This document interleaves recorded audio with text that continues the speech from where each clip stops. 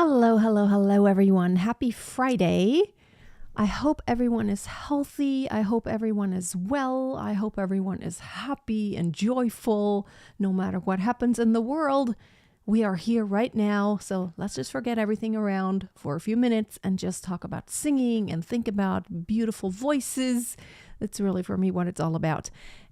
This is really why I got into like opera and musical theater and music, because it's so freeing, and it's this way to escape, even emotionally. Because I did maybe tell that story before. That's not anything I planned on talking about today, but I was kind of traumatized as a child. It was traumatic at my home. My dad was an alcoholic and he yelled every single day, and I cried every single day, I remember. And music was my refuge. Music was my refuge. Just sitting at the piano, plunking out very, very melancholic kind of melodies. And I composed my first songs when I was 5, 6 years old, maybe. I had some piano lessons, and my parents were both professional musicians. So I was always around music, but music was always my refuge. It always made me feel so good. And I would even turn on music in my room and dance around and pretend like I'm in a movie, and I would act out an actual movie. In my head was such a movie. And I have this to this day. When I hear music, I can that's why I love video too. Hi Toshi, I love video because video in combination with music is it's cinema for me. Okay, I wanted to talk a little bit about the connection between your body and your voice. Of course, your voice is inside of your body, and your body is your instrument. Before I dive deeper, I did want to tell you about my beginner's bootcamp that is coming up very soon on December 2nd. I decided to open up registration early this time because I always get a lot of messages. Oh, I wasn't prepared, and maybe I don't have money, which it's not expensive. It's $27.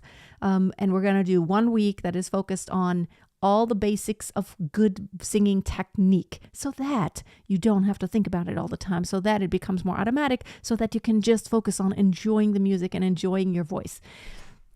The link is in the description box if you want to jump on board, save your seat. We're going to have live coaching sessions like in a group where you can actually see me on video. I can see you on video. Yeah, you can't see me on video here, but I can see you, and I can actually talk to you, and you can send me video clips ahead of time, and then I can analyze that, and I can give you some personal feedback. We're going to have a couple of those, and then we're going to have a community. You're going to be participating inside of my exclusive community, which is not a Facebook group. And we're going to have tons of fun. And I would love to see you on the inside. I want to get you to know your voice. So $27, you can have a VIP. If you wanted to have 2 one-on-one 60-minute Zoom sessions involved, you can get the VIP. But all the information is to be found on the page that are linked up in the description. Okay, let's talk a little bit about your body and the connection to your voice. As we said, your body is your instrument. You can never buy another one. You have what you were born with. That's pretty much what you can use. Yes, we can optimize everything, how we create space, how we create resonance, how we support, how we place everything, how we breathe. But the voice and the vocal cords you were born with, it's just what you have. That's what you have to work with. You don't have a different pair of vocal cords. You don't have a different body. You don't have a different shape of head, different bones in your skull that sound different when they resonate. So number 1, you have to become friends with your voice and your body, because it is what you have. And you know what? Here's the cool thing. It is truly unique. There's no one like you. It always boggles my mind when I think about this. Literally, everyone is unique. There's none like another. And that's crazy. That's even true, not just all the people that are alive right now, but if you compare yourself to everyone who has ever lived on the planet, no one is like you. Isn't that crazy? That's how unique you are. And your voice, equally unique. There might be some similarities to someone else. I always say, find your vocal sound alike, not your look alike. There's always someone like we sometimes say, oh, you look a little bit like so-and-so, or you sound a little bit like so-and-so. But of course, a little bit like doesn't mean we sound exactly. We can do like impersonations where we kind of shift things to where we sound more like someone. We could also look more like someone if we do their same hairstyle and we do some makeup maybe. But it's never really the same. We are still so unique. It's important to remember so that you don't want to be someone else. You want to be you. You want to be different. And that's a good thing. So if you have a voice that is naturally darker, lower, maybe you naturally have a soft voice, don't fight it. That doesn't mean you can't expand your skills, which we always want to do. We always want to expand our vocal range and get better and more agile and have better transitions and a more ideal resonance, more forward placement, so everything sounds nice and open and not strained and pressed and narrow. But all those parameters you can change, but still it's going to be just the voice you were born with. You're not going to have a different one. Also, you have to take care of it like you can never get a different one. You can never get another. You can never buy another one. Like a guitarist, if you pluck the strings too hard or if you damage your guitar, you could go and buy a new one easily. But your voice cannot be replaced ever. So you have to protect it like it's this precious gem, this precious, it's just unique and it never can come back if you lose it. So we have to be very grateful every single day, actually, that we have a voice, if you have a voice. And yes, problems you may have and issues you may have, but if you have a voice, we need to be grateful. We all know what that feels like when we lose our voice, like when we get really sick, if someone has laryngitis, which I've never had, but I've had those days where I literally could not speak or sing. Well, sometimes I could still sing but not speak. That's crazy. It's a whole other story. You shouldn't really do this, but sometimes as a professional singer, you kind of have to do it if there's no one else to sing the solos in the concert, that like an entire orchestra and an entire choir is involved. You can't just call someone a few hours before and it's like, can you come and sing this entire solo part? It doesn't really work. So it's really important for you to protect your voice. And let me see if I can read all of your comments after seeing Emma Cox's performance of Voila. Oh, yes. Yes. Well, thank you so much. I'm glad my videos have helped you. Yes, don't hate your voice. You have to start loving your voice because the fact is that's just what you're going to have. If you hate your voice, it's not really helping you, because here's what you want to do. You can change all these parameters, but at the same time, you can optimize. You can optimize resonance. So if you naturally have a lower, deeper voice, you have to look for repertoire where it highlights your voice. Then your voice sounds good. I mean, there are some singers that are very famous that aren't famous for their most excellent or most beautiful voice, but they're just, because they're great artists and great performers and they just draw you in. I mean, someone like Dimash Kudaibergen, he's known for his crazy, insane vocal technique and that level of skill he has. But then there's someone like, I don't know, Shaggy or Bob Dylan. They're not known for the sheer beauty of the voice and it's just like, oh my God, it's so beautiful, I'm getting goosebumps. No, it's because of their delivery and their performance and their musicality and the songs. That's what they're known for. So, and these are two examples of singers who really know how to work with what they have and maximize. It's all about your marketing. Basically, the repertoire you use and the way you kind of deliver that performance. being true to your voice and what you naturally were given, that's good. That's good marketing for you as a singer. And I'm not just talking about making money with it, but that's like, you have to basically sell yourself as you're in front of an audience. You always have to sell yourself so that everyone thinks this is believable, this is authentic, this is truly who this person is, and delivering a story.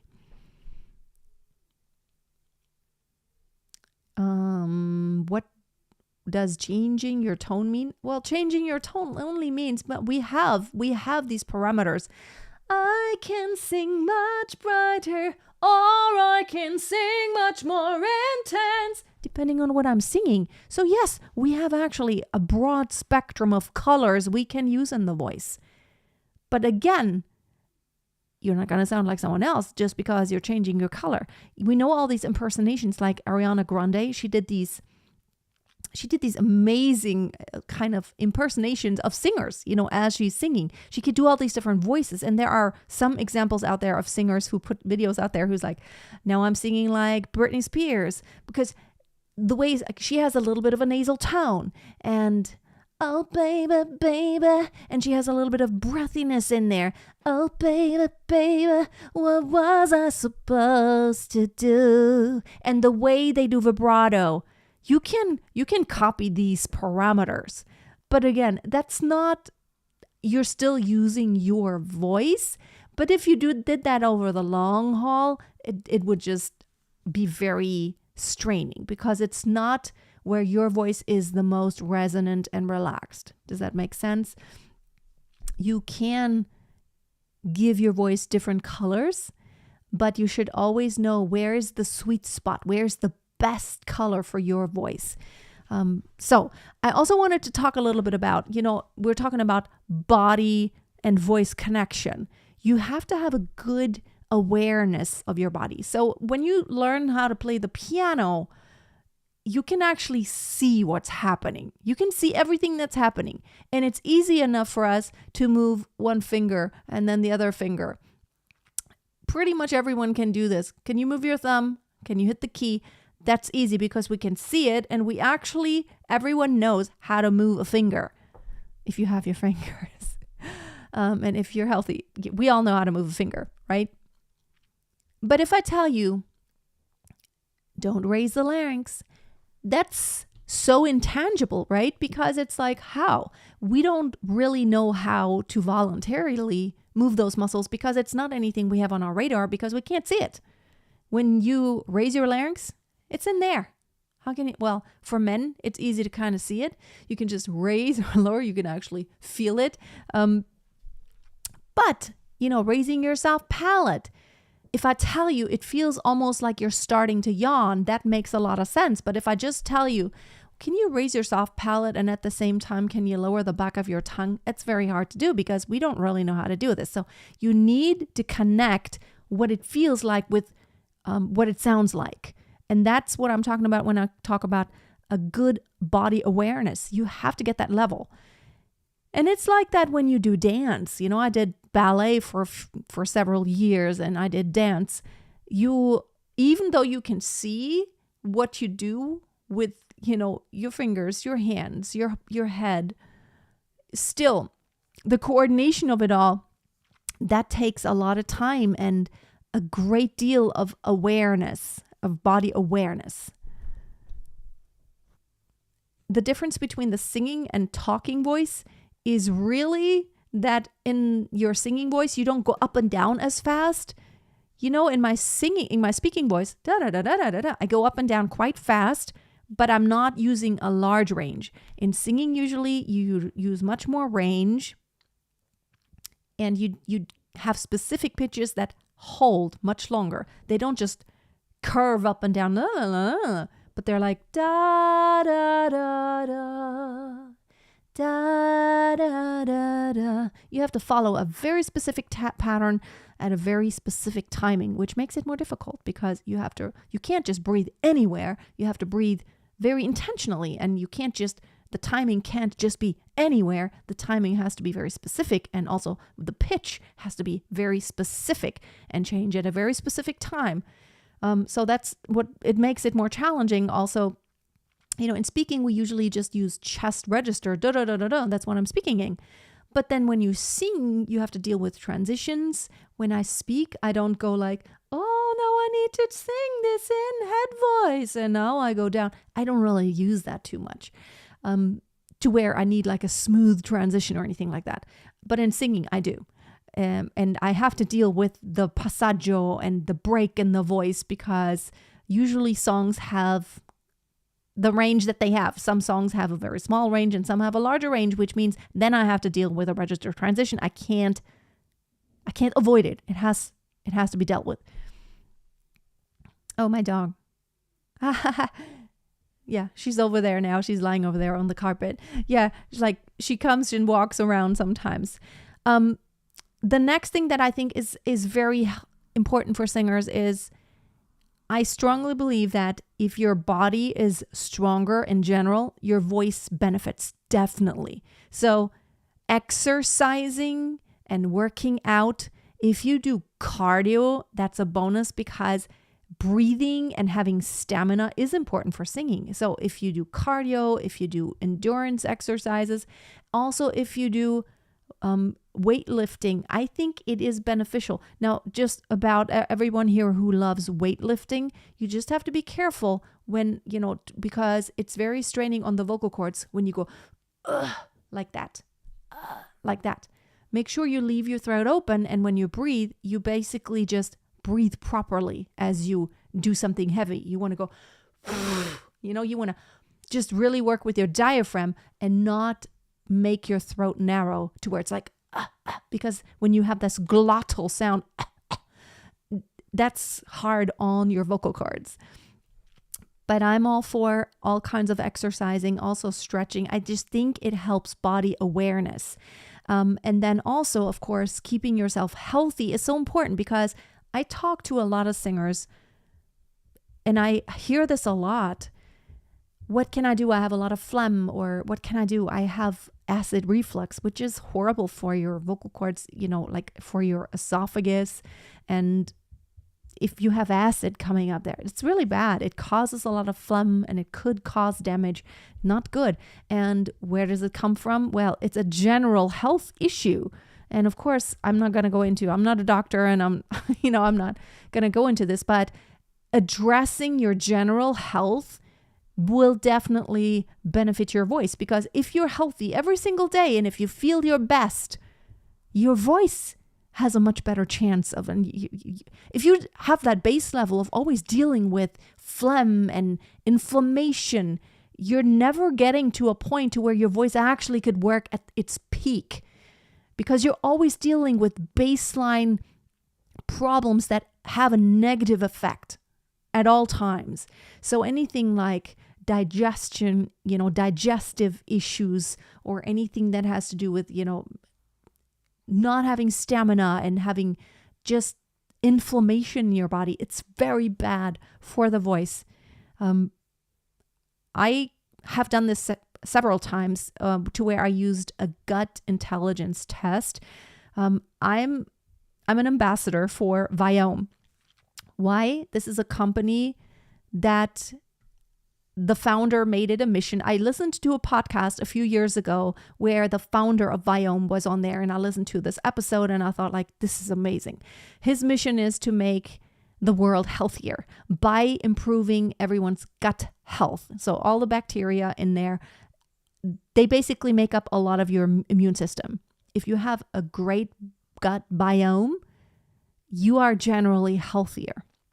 So I put the link below. You can get $110 off any of their test kits. So they have the gut intelligence test, which is the only one I've really ever done. They also have an oral test where you can check your oral biome, which is really important. Like if you use a lot of Listerine and stuff like that, which is actually quite horrible, it destroys the natural bacteria that actually keep a nice equilibrium and keep a balance, keeping the bad bacteria out and the good ones that kind of kill off the bad ones in check.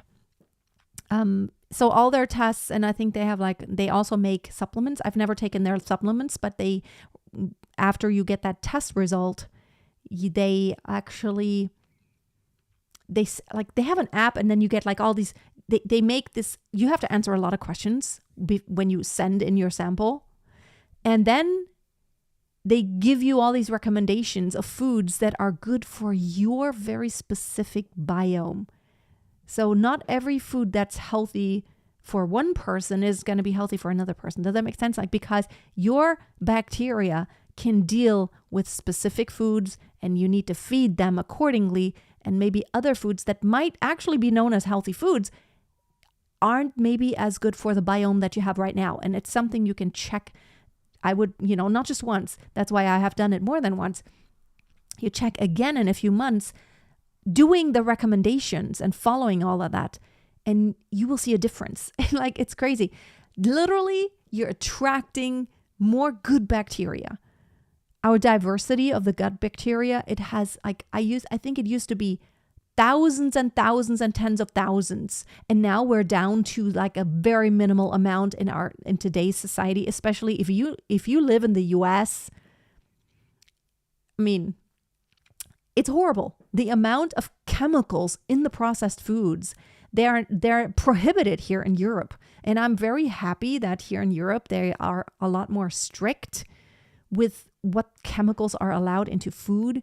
But really, if you only eat everything from scratch, well, even if you buy fresh vegetables, I mean, still they put Roundup on there. Like, that's horrible. And then you have glyphosate that you actually ingest. This is all horrible.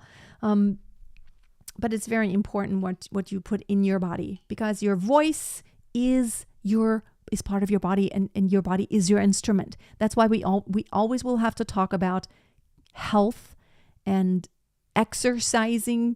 It's so important. Your diet should be like, diet isn't anything you do. Diet is a lifestyle. You have to eat in a way that you can eat this way for the rest of your life. Like, I cut out sugar basically completely, and I don't even miss it. I will eat a date, like some really good dates. You're supposed to eat 5 dates every day. It's supposed to be very healthy, high in carbs, high in minerals. And I make bone broth every day. Bone broth is so good for the gut. I listened to a podcast episode recently. It was like an hour, and it was just about the benefits of bone broth. There are minerals in there, like all the minerals that are in the bones. You get them when you have that bone broth. Cook it for 24 hours, like beef bones. Cook it for 24 hours, low heat. And all those minerals will come out of the bones. You will drink that, and it just feels so good. I can tell the difference. I make this every week, a big pot of bone broth, and then I drink it, and then I also make soups with it and stews. It's so good, and it has collagen, natural collagen, which is good for the skin and your fascia, your connective tissue. So it's all good. Yeah. Yes, Toshi, your food definitely does affect your voice, either in a positive way or in a negative way. And even the drinks, my oldest daughter, she's 12 now, and I hate that she does this, but like, she wants to drink energy drinks and like this very sweetened flavored iced tea. And I always tell her, it's so bad. It's just so bad for you. Water is the best, of course. I drink herbal teas, and I drink only water and herbal teas or ginger tea. There's literally nothing else I ever drink, because I don't like, I think drinking shouldn't be like a sweet or like treat. Drinking is essential. If you want to treat, like I said, eat a banana, eat a date. I promise, if you wean yourself off of all that sweet stuff and the processed stuff, you're not even going to like it anymore. It's not going to sound good.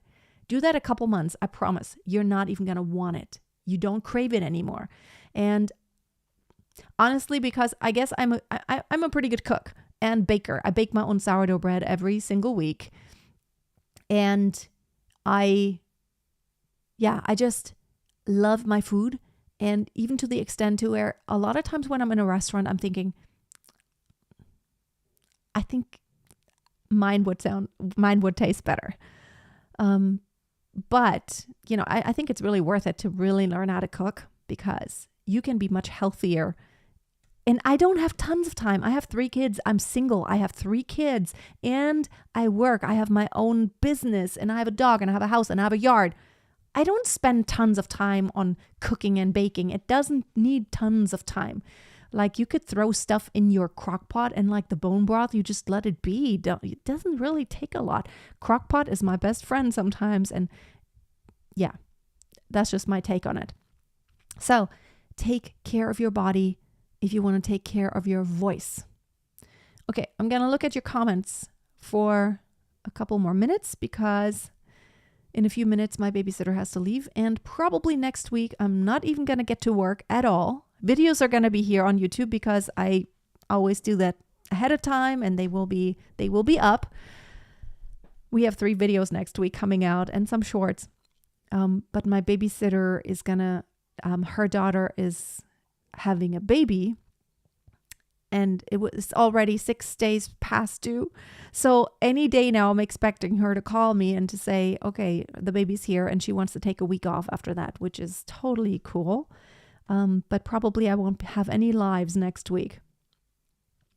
Steaming with chamomile. Chamomile is actually really good, but you just have to be careful with steaming, because you don't want to make it too hot. You want to make it subtle, not too hot. Steaming is really good. And, having a humidifier in your room, or just, if you're in the kitchen, if you just boil water, it does humidify the air. If you live somewhere where it's very dry in the winter, here where I am, it gets very dry in the winter because it's very cold. The air gets dry outside and it gets very dry inside because of the radiators, the heater we have. And so chamomile is good. Now menthol is drying. So if you don't use menthol too much, like if you ever have anything going on with your throat and you have like lozenges, that's very drying, but chamomile is pretty good. Lemon tea, yes, but of course, if lemon has a lot of vitamin C, and lemon is it's very acidic. So lemon right before you sing might not be a great idea, because if you react to a lot of acid, then it'll be phlegmy. So citrus fruits generally can cause phlegm.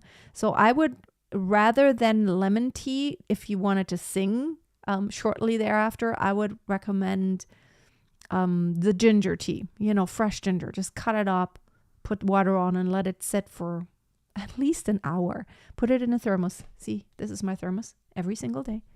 I have it. Today I actually had herbal tea. I had like a lemon honey, manuka honey, lemon ginger manuka honey. I didn't put honey in it, just like it's a tea bag. It's like that. It says it has manuka honey in it, but it doesn't taste sweet at all. So I don't know, maybe slightly. Yes, tea in general is good, and I think warm drinks are good. No, I don't do like these nasal, we call them Nasendusche, which means nasal shower, but it's very good. You put some salt in there. It's like, I think it's Epsom salt, something like that.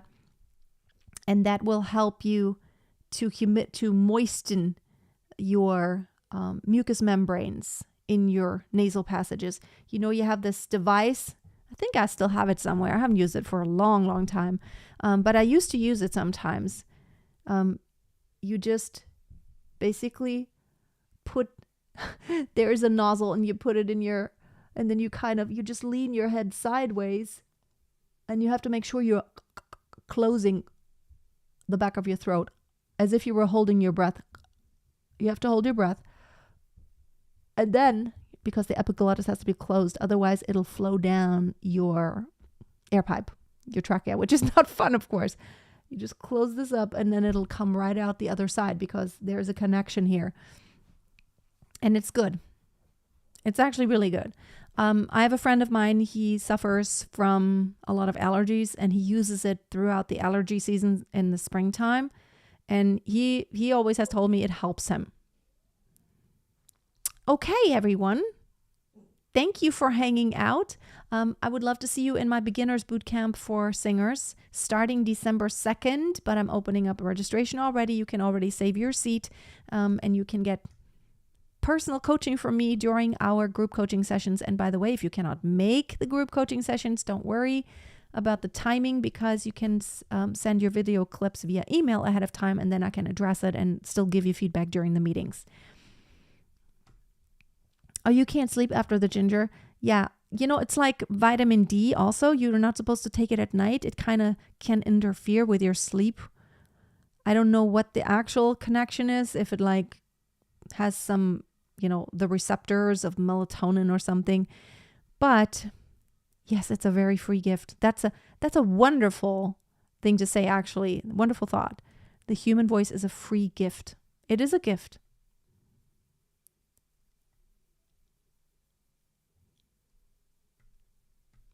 Yeah, I think sage tea is really good for the voice. I give this to my daughter. Actually, my little kids don't like it yet. But my oldest daughter, when she has a really bad cough and very irritated or sore throat, I give her sage tea with lots of honey. Honey is great. Like for the throat and for calming a cough or something, or like when there's something going on. Honey is awesome. So sage tea with a lot of honey. You can't drink a lot of sage tea because, I do, but some people say like it makes them sick to their stomach if they drink like an entire pitcher full, like a liter of this. But I like the taste. It doesn't bother me, but yeah, sage tea. And the best kind of sage tea is actually like whole sage leaves, like dried sage leaves, because sometimes in the tea bags what you get is like it's not the best quality. So get the good quality. Organic is very important because you don't want any pesticides residue on there, which then will be irritating all over again.